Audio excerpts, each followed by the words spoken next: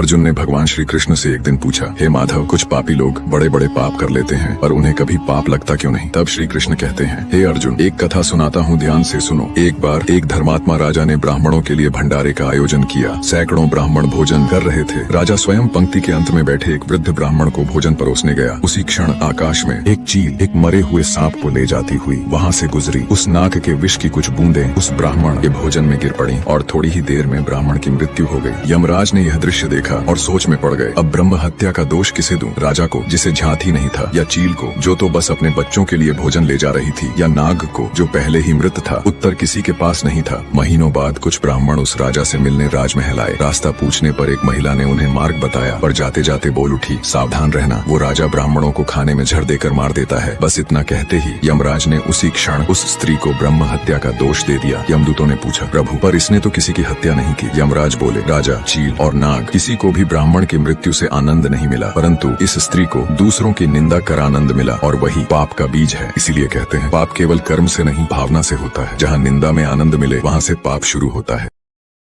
Download ShareChat.